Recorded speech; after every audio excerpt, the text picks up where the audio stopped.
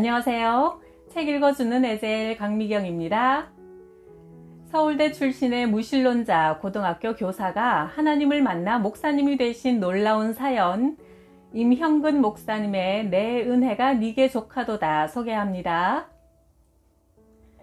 1982년 8월 어느 토요일, 서울대 교육학과 3학년에 재학 중이던 나는 아내와 함께 서울에서 대전으로 내려갔다. 결혼한 지 1년이 넘도록 대전에 살고 있던 누님과 매형에게 인사를 드리지 못했기 때문이다.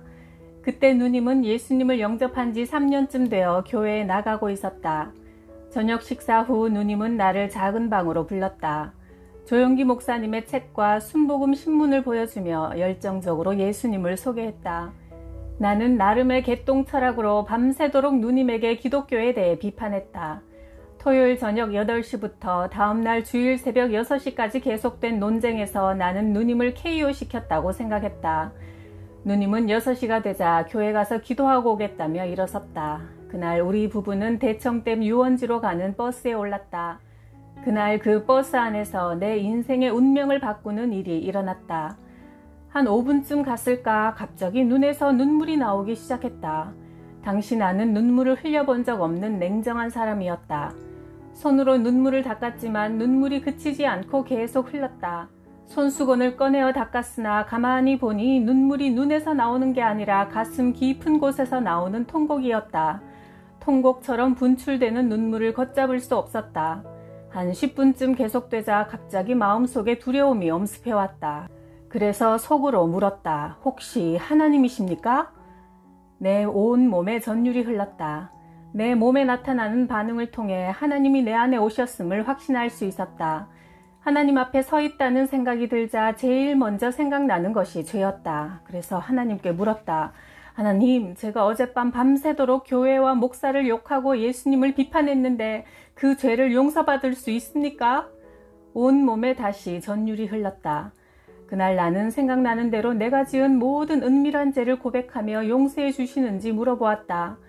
하나님은 내 몸의 전율로 다 용서해 주신다고 대답하셨고 그날 나는 버스 안에서 예수님을 나의 구주로 모셔드렸다. 물론 말은 한마디도 하지 않고 속으로만 묻고 대답했다.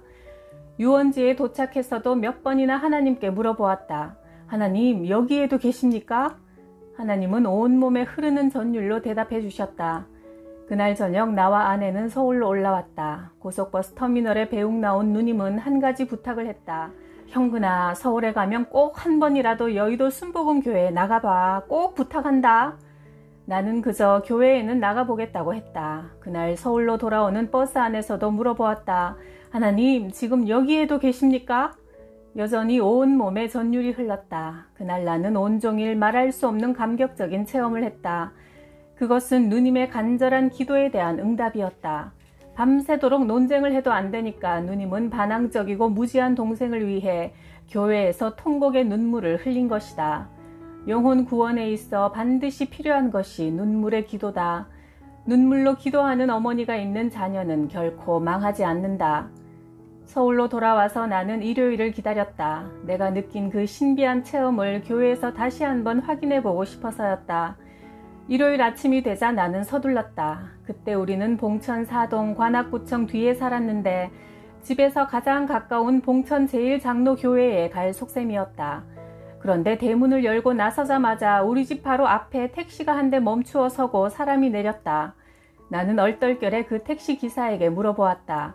아저씨, 여의도 순복음교회 아세요? 예, 타세요. 나는 아내와 함께 택시에 올랐다.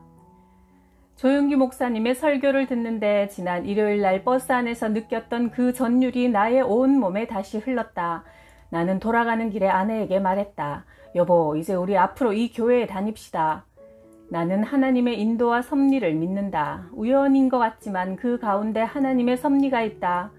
누님은 우리 가정의 구원을 위해 하루에 7시간 이상 기도했다고 한다.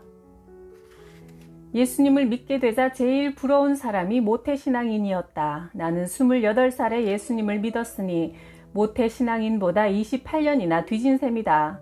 그래, 늦었지만 지금부터 예배를 2배, 3배 더 많이 드려서 따라잡자. 지금부터 일주일에 7번 예배를 드리자. 그래서 주일에는 3번 수요 예배, 금요 철야 예배, 토요 구역 예배, 화요일과 목요일에 성경 공부까지 하여 월요일만 빼놓고 매일 교회에 가서 7, 8번 예배를 드렸다. 그러자 하나님은 3년 뒤 나를 주의 종으로 부르시고 목사가 되어 여의도 순복음 교회를 섬기게 하셨다. 하나님 앞에서는 어느 누구도 늦지 않다. 나는 신학교에 다니면서 잠실 3단지 구역장을 맡고 있었다. 당시 나를 포함한 우리 구역 식구들 대부분 집이 없었다. 그래서 한 해를 시작하는 첫 구역 예배를 드리면서 나는 각 가정마다 집을 마련하게 해주십사 간절히 기도했다. 구역 식구들에게 종이를 나눠주면서 갖고 싶은 집의 평수를 적고 구조까지 그리라고 했다. 그리고 각 가정의 목표를 위해 합심하여 기도하자고 했다. 나는 17평 아파트를 목표로 적었다. 당시 내가 전도한 구역 식구가 내게 물었다. 구역장님은 몇 평 아파트를 적었습니까? 저는 17평을 적었습니다. 아니, 평신도도 29평을 적었는데 구역장님이 17평이 뭐예요? 당장 29평으로 고치세요. 나는 그 말에 주저주저하며 17자를 29자로 바꾸었다. 나는 그것을 거실 벽에 붙여놓고 1년 동안 열심히 기도했다. 당시 나는 고등학교 교사였기 때문에 1년에 한 번씩 무주택 국가 공무원들을 위한 아파트 분양을 받을 수 있었다. 그 전에 13평, 17평 아파트에 신청했다가 2번이나 떨어진 적이 있었지만 1년 동안 기도한 그 해에는 29평 아파트 분양 신청을 했다. 놀랍게도 당첨이었다. 그 아파트는 북향이라 사람들이 신청을 하지 않아 미달이 되었다고 한다. 어쨌든 감사한 일이었다. 그런데 분양 계약금이 590만 원이었다. 계약금을 마련할 길이 없는 채 시간이 흘러 마감일이 이틀 앞으로 다가왔다. 다음날 나는 주일 예배를 드리면서 하나님께 눈물과 함께 포기의 기도를 드렸다. 좋으신 하나님, 하나님께서 기도에 응답해 주셔서 생각지도 않은 아파트를 당첨되게 해주셨지만 계약금이 없어 이번에는 포기해야겠습니다. 그러나 하나님을 원망하지 않습니다. 하나님이 뜻하시면 얼마든지 주실 수 있다는 것을 확실히 알게 되었습니다. 나중에 계약금이 마련되면 다시 한번 당첨되게 해주실 줄 믿고 감사드립니다. 그날 저녁 예배를 마친 후 어머니를 목동에 있는 외삼촌 댁에 모셔다 드렸다. 어머니는 남동생 되는 외삼촌에게 내 이야기를 했다. 얘가 이번에 아파트가 당첨되었는데 계약금이 없어서 포기한단다. 계약금이 얼만데요? 600만 원 정도 된단다. 외삼촌이 봉투를 하나 건네주셨다. 내가 몇 년 동안 차비를 조금씩 모아둔 비상금이다. 계약금에 좀 모자라는 것은 네가 보태서 내라. 그리고 절대로 외숙모에게 이야기하면 안 된다. 봉투 속에는 정확하게 590만 원이 들어있었다. 내 몸에 소름이 돋았다. 아, 하나님은 내 삶의 모든 문제를 다 알고 계시고 그 해결책도 다 갖고 계시는구나. 기도는 응답이다. 하나님이 우리에게 선물을 주시기 위해 기도를 시키시기 때문이다. 그러므로 기도할 때는 환경을 보고 낙심하면 안 된다. 오직 하나님만 바라보고 믿음으로 기도하면 놀라운 응답을 주신다. 1992년 미국에서 시작한 유학 생활은 광야의 삶이었다. 매 순간 하나님 앞에 엎드려 하늘만 보고 살게 만드셨다. 큰아들 영환이가 신제품 게임기를 사달라고 졸랐다. 밥 먹을 때도 공부할 때도 화장실에 와서도 조르고 눈뜨기 무섭게 잘 때까지 졸라댔다. 당장 다음 달 생활비 걱정을 해야 하는 아버지의 사정은 아랑곳하지 않고 아들은 아침부터 저녁까지 게임기 노래를 불렀다. 그래서 나는 견디다 못해 아들에게 한 가지 제안을 했다. 영환아, 아빠는 너에게 게임기를 사줄 능력이 없지만 하나님은 부자시니 너의 요구를 들어주실지도 모르겠다. 그러니까 우리 하나님께 한번 구해보자. 한 달 동안 아빠와 같이 가정예배를 드리면서 하나님께 기도해보자. 한 달 동안 기도한 뒤 그래도 응답이 없으면 게임기 사는 것이 하나님의 뜻이 아닌 줄 알고 받아들이겠니? 아들이 그렇게 하겠다고 했다. 그래서 우리는 매일 가정예배를 드리면서 게임기를 달라고 뜨겁게 기도했다. 영환이는 눈물을 뚝뚝 흘리며 기도했다. 하나님 아버지, 게임기를 꼭 갖고 싶어요. 아들은 게임기를 위해 기도하고 나는 당장 다음 달 생활비를 위해 기도했다. 예배를 드린 지 한 달쯤 후 캐나다 밴쿠버 순복음교회의 한 성도가 미국 LA에서 열리는 집회에 참석 중이니 미국에 온 김에 한번 만나자고 전화가 왔다. 봉투 하나를 내 손에 전해주고는 집회 장소로 얼른 들어가 버렸다. 봉투에는 1,000불의 돈이 들어있었다. 나는 다음날 아들을 데리고 가서 게임기를 2개나 사주었다. 다 해도 100불 정도밖에 되지 않았다. 나머지 돈은 생활비로 요긴하게 썼다. 구하라 받으리니 너희 기쁨이 넘칠 것이다 라는 말씀은 진짜였다. 내가 신학교에 다닐 때 당시 교회에서는 사역자가 부족하여 신학생들이 전도사로 발령받는 경우가 많았다. 2학년을 마칠 때쯤 되자 여전히 성경을 잘 모른다는 생각이 들어 1년 동안 성경을 제대로 공부하기 위해 당시 교사로 근무하던 용산고등학교를 그만두었다. 그 무렵 신학교 학생처장에게서 전화가 왔다. 지금 교회에서 전도사 한 분이 급히 필요하다고 학교로 요청이 왔습니다. 임형근 전도사님이 김포교구를 맡아주시면 좋겠습니다. 처장님, 제가 아직 제대로 아는 것이 없어서 신학교를 다 마친 뒤에 전도사로 나갔으면 좋겠습니다. 학생처장은 한번 기도해보라는 말씀을 남기고 전화를 끊었다. 그날 저녁 기도하는데 성령께서 강하게 책망하시는 것을 느낄 수 있었다. 순종이 공부보다 낫다. 지금 순종하지 않으면 너에게 돌아가는 축복이 늦을 것이다. 깜짝 놀라 기도를 하다 말고 눈을 번쩍 떴다. 다음날 아침 나는 당장 전도사로 나가겠다고 전화드렸다. 이렇게 하여 나는 여의도 순복음교회 첫 사역지로 김포교구를 맡게 되었다. 신학교에 다니며 전도사로 생활하는 동안 경제적으로 참 어려웠다. 아내는 화장품을 바르지 못해 생긴 기미의 흔적이 지금까지 남아있다. 아들 영환이도 친구들이 수영장에 갔다 온 이야기를 듣고 수영장에 가고 싶다고 했지만 나는 13평 아파트 화장실로 데리고 가서 샤워기를 틀고 말했다. 영환아, 물을 맞으면서 손을 이렇게 휘저어. 그러면 수영하는 것과 똑같아. 아이에게 장난감 하나도 사주지 못했다. 문구점 옆을 지나갈 때면 다른 길로 빙 돌아서 갔다. 아이가 장난감을 보고 사달라고 졸랐기 때문이다. 우리의 이런 사정을 아시는 하나님께서 위로를 해주셨다. 하루는 아들이 흥분된 목소리로 꿈 이야기를 했다. 아빠, 어젯밤 꿈속에 흰옷을 입은 예수님이 내게 나타나셨어. 예수님이 내 손을 잡더니 영환아, 내가 너에게 천국을 보여주마 하시는 거야.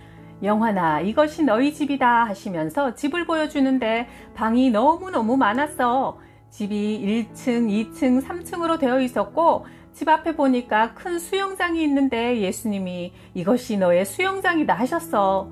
그곳에서 신나게 수영을 했는데 물속에는 온갖 예쁜 물고기들이 같이 헤엄을 쳤어. 수영을 마치고 나오니까 큰 창고를 보여주시는데 그 창고 속에는 내가 갖고 싶은 온갖 장난감이 다 들어있었어. 예수님이 영환아, 이것이 네 장난감이다 라고 하셨어. 천국 이야기를 하는 아들의 눈이 반짝반짝 빛났고 그 목소리에는 천국에 대한 확신으로 가득 차 있었다. 아들의 이야기를 들으면서 예수님께 너무 감사드렸다. 아버지가 교회 일을 하느라 장난감 하나 사주지 못하고 수영장에 한번 데려가 주지 못했더니 예수님께서 친히 아들에게 천국을 보여주셔서 위로를 주셨구나. 세상 것을 구하지 않고 하늘의 것, 영원한 것을 위해 일하는 자에게 하나님께서 천국의 상급으로 보상해 주시는구나. 그날 내가 아들보다 더 큰 위로를 받았다. 예수님을 믿고 나자 이제 성경 말씀도 읽고 신령한 생활을 하고 싶은데 제일 방해가 되는 걸림돌이 당구였다. 당시 나는 거의 매일 당구를 치면서 하루에 2-3시간의 시간과 돈을 몇천 원씩 갖다 바쳤다. 그 시간에 성경을 보고 그 돈으로 헌금을 하면 얼마나 좋을까. 그래서 당구를 끊기로 마음먹었지만 의지가 약해 끊지 못했다. 오늘은 곧장 집으로 들어가자 이렇게 결심하면서 버스를 내렸지만 내 발걸음은 어느덧 당구장을 향해 걸어가고 있었다. 당구를 치고 집에 돌아오면 제일 먼저 하는 것이 회개기도였다. 하나님, 저를 불쌍히 여기셔서 당구를 끊도록 도와주십시오. 그러자 몇 달 뒤 거의 매일 모여서 당구 치는 당구 삼총사를 하나님이 흩어버리셨다. 세 사람을 한 달 사이에 봉천동에서 신림동으로 또 안양으로 이사를 가게 하셨다. 모일 수가 없게 되었으니 자연히 세 사람 모두 당구를 칠 수 없게 되었다. 내가 결혼할 때 어머니는 궁합이 잘 맞는지 알아보려고 여기저기 점쟁이를 찾아다니셨다. 그런데 어느 용하다는 무당이 내가 지금 아내와 결혼하면 죽는다는 점괘를 내렸다. 결혼을 말리는 어머니에게 내가 죽어도 결혼하겠다고 하자 어머니는 점쟁이에게 아들이 죽지 않도록 처방을 받아오셨다. 그것은 신혼여행 첫날 밤 찢어지고 낡은 러닝셔츠를 뒤집어 입고 자다가 새벽 4시쯤 동트기 전에 입고 있던 러닝셔츠를 벗어서 호텔 밖에 내다 버려야 하고 평생 부적을 몸에 지니고 다녀야 한다는 것이었다. 부적을 떼어버리는 날 내가 죽는다고 했다. 그래서 나는 잘 때도 부적을 속옷에 붙이고 자고 집 바깥에 나갈 때도 부적을 몸에 지니고 다녀야 했다. 죽음이 두려워 점쟁이의 말 한마디에 질질 끌려다닌 것이다. 마귀는 우리에게 불안과 공포를 심어주고 우리를 포로로 삼는다.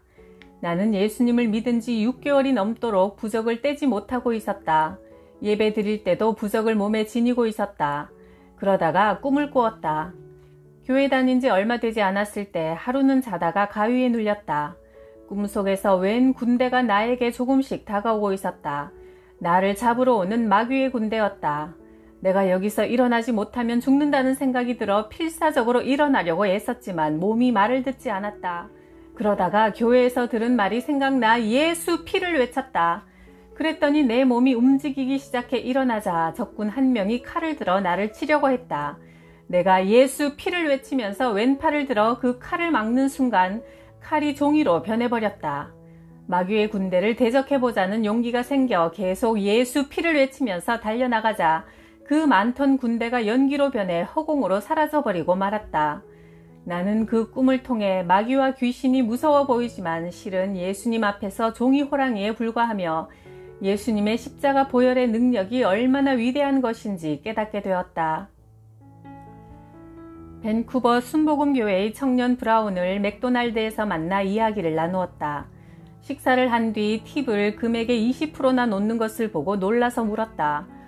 브라운, 팁은 10%만 놓으면 되지 않나? 그가 이런 대답을 했다. 목사님, 제가 고등학교 때 식당에서 식사 기도를 하다가 문득 이런 생각이 들었습니다. 내가 기도하는 것을 저 웨이터가 보고 내가 기독교인이라는 것을 알겠구나. 성경에는 후히 주어라고 하셨는데 내가 다른 사람들처럼 똑같이 10%만 놓는다면 웨이터가 예수 믿는 사람도 다를 게 없다고 생각하지 않겠는가? 그래서 그때부터 저는 예수님을 믿는 표시로 팁을 20%씩 놓겠습니다. 라고 하나님께 약속했답니다. 누나의 눈물의 기도로 무신론자 동생이 목사가 되고 어린아이의 간절한 기도에 응답하시고 아파트 계약금 금액까지 딱 맞춰서 주시는 살아계신 하나님께서 오늘 우리의 기도에도 멋지게 응답하실 줄 믿습니다. 구독, 좋아요, 댓글에 뜨거운 사랑 늘 감사합니다.